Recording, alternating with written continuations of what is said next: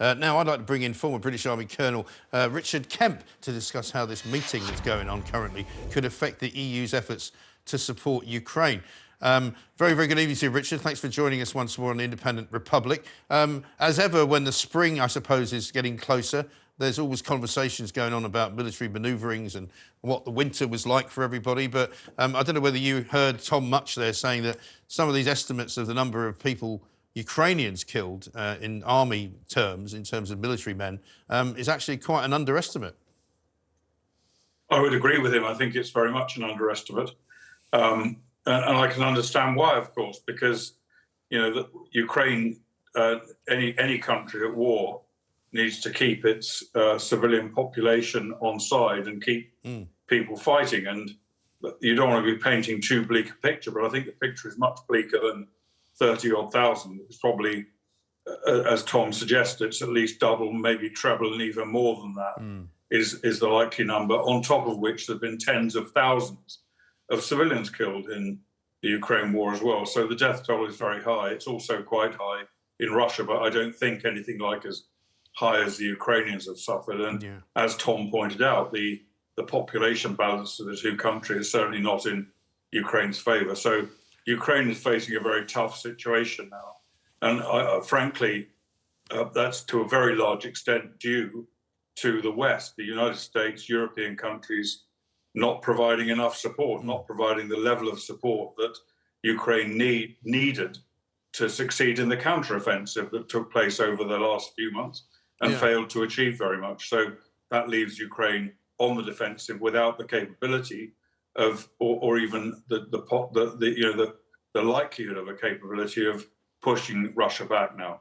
Right. But of course, in this election year, politicians are now being a bit wary, aren't they? Because in America and certainly in parts of Europe as well, some in this country, people aren't so sure we should be spending all this money in Ukraine because it doesn't appear to be getting the West anywhere. Do you understand why some politicians are a little bit less keen, shall we say, to continue to supply the money as if there's no end in sight? I understand that entirely. There are many competing priorities for taxpayers' money, but I think it's also ill-judged because let's not forget that if Ukraine falls, which it looks very much like it will, I don't say the whole of Ukraine is going to be taken over by Russia, but even if there's some kind of a ceasefire in the coming year, which I think is highly likely, which leaves Russia in control of a very large proportion of Ukrainian territory, that then puts us all in greater danger. It shows that the West has not been ready to give the necessary support to Ukraine to keep Russia at bay, and it encourages Putin. It will encourage Putin to maybe have another go once he's licked his wounds a bit and the Russian army has prepared even more, or even not just to Ukraine, but maybe to some of the Baltic states. He might decide to attack there. This is basically encouraging Putin. And let's not forget, while his country is on a war footing, his defense industry is on a war footing, churning out 100 tanks a month, plus vast quantities of artillery pieces and artillery ammunition, compared to a fraction of that being produced on Ukraine's behalf by the West, despite their much larger economies. So the West simply hasn't sort of stood up to this situation, hasn't really taken it, in my opinion, seriously. And that puts us all in danger in the longer term. We will undoubtedly pay a price if Ukraine falls, as I expect it to, as I say, in the course of this year. And this will not just be a defeat for Ukraine, it'll be a defeat for NATO as well. Yes, and that's not very well timed, is it, given what's going on at the moment with conversations around the NATO situation. What do you make of this meeting that's going on, though, and why do you think President Zelenskyy decided that this was a good time to release the number of dead?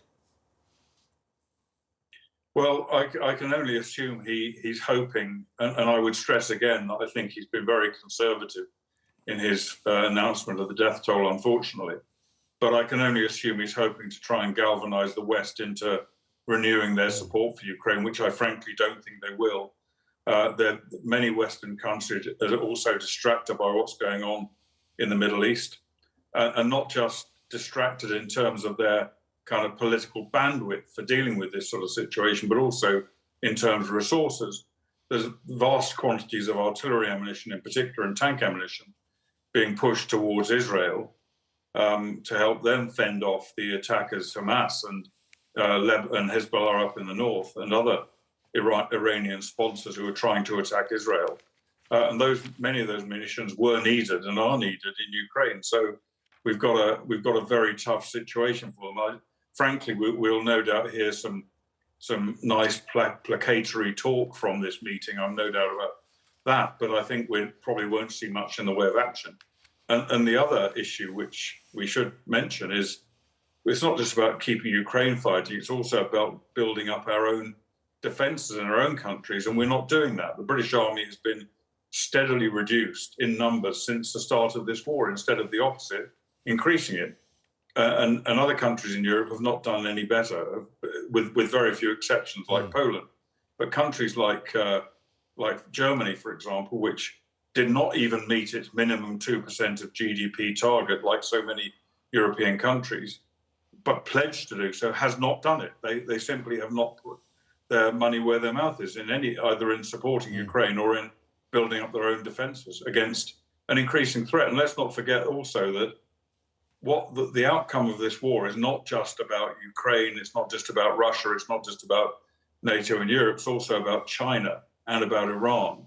And the United States and its allies are seen today, I think, around the world, in Russia, in Iran, in China, as being very weak and unable to stick up for themselves and for their allies, which doesn't bode well when you consider the aggressive intent of both China and Iran.